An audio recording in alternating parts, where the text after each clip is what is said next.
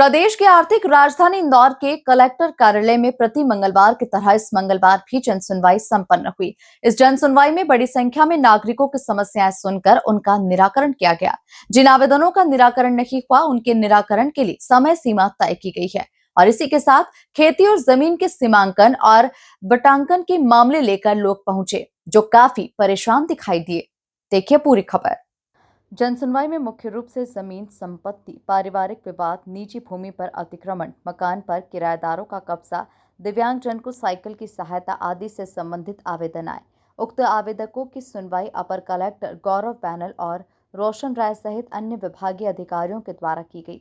इसी के साथ आसपास के ग्रामीण इलाकों से किसान खेती और जमीन के सीमांकन और पटाकन को लेकर आए। उनकी शिकायत है कि तहसीलदार और पटवारी शिकायत का निराकरण नहीं करते, उल्टे पैर वापस लौटा देते हैं।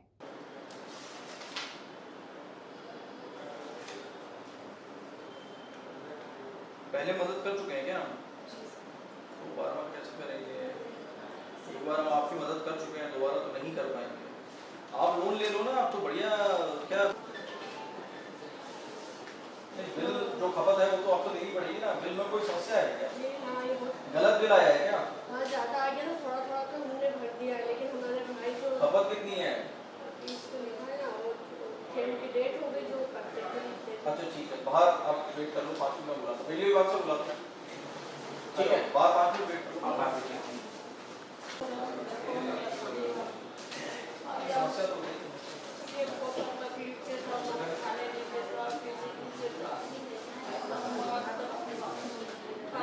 मकान कहाँ रहते हैं? वो कहाँ रहता है? कौन सी वो लगती है? कहाँ कहाँ लगता है?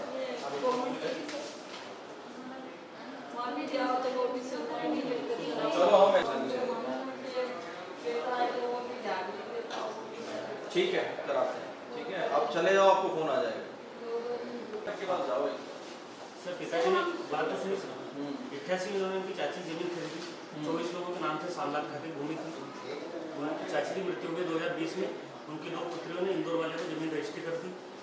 रजिस्ट्री का नामांकन भी हो गया, तुरंत बटांकन भी हो गया, उसके कर्मी वगैरह सब कर दिया, सीमांकन भी हमको परेशान कर दिया।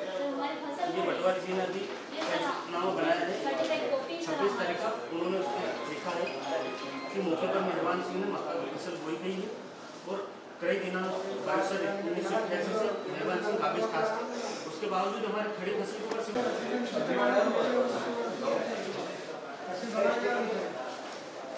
साथ ही जन सुनवाई में आए पारिवारिक विवादों को सुलझाने के लिए उन्हें मध्यस्थता के केंद्र में प्रेषित किया गया है, ताकि आपसी सुलह समझौते से पारिवारिक विवाद आसानी से सुलझाए जा सकें। कुछ ऐसे आवेदक आए जिन्हें इलाज के लिए आर्थिक सहायता चाहिए थी, उन्हें रेड क्रॉस से आर्थिक सहायता दिलाई गई।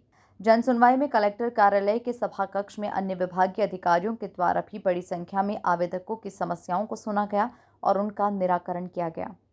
देखिए, अलग अलग विभागों संबंधित जो आवेदन हैं वो प्राप्त हुए हैं और कोशिश रही है कि तत्काल उन सभी आवेदनों का निराकरण किया जाए। तो जो भी संबंधित विभाग है उसने उसका संज्ञान लेके और उसका निराकरण करने की कोशिश की है।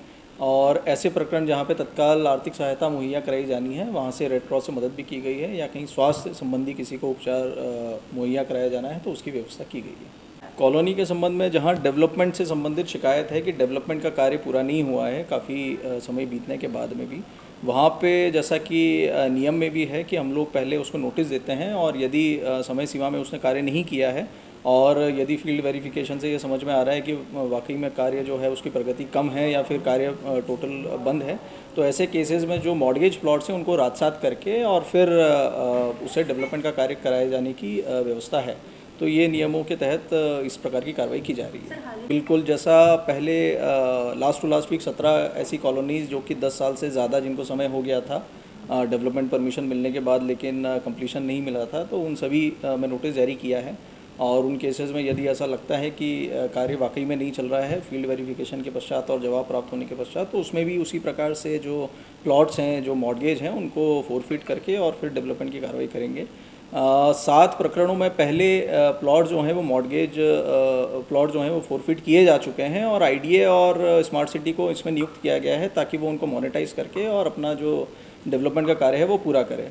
तो उन सभी प्रकरणों में, उन 7 प्रकरणों में टेंडर जो हैं वो लग चुके हैं और जो वित्तीय निविदा है वो उन लोगों को प्राप्त हुई है। तो जैसा उसमें रेट प्राप्त होगा उसके बाद वो दोनों संस्थाएं उसमें आगे डेवलपमेंट का कार्य करेंगी। 1-2 प्रकरण हैं जिसमें कि किसी न्यायालय से स्थगन प्राप्त है, तो वो स्थगन जब वेकेट होगा उसके बाद उसमें कार्रवाई होगी। कुल मिलाकर देखा जाए तो प्रदेश के आर्थिक राजधानी इंदौर के कलेक्टर कार्यालय में प्रति मंगलवार की तरह इस मंगलवार भी जन सुनवाई संपन्न हुई। जन सुनवाई में बड़ी संख्या में नागरिकों की समस्याएं सुनकर उनका निराकरण किया गया। Bureau report, MP news, Indore.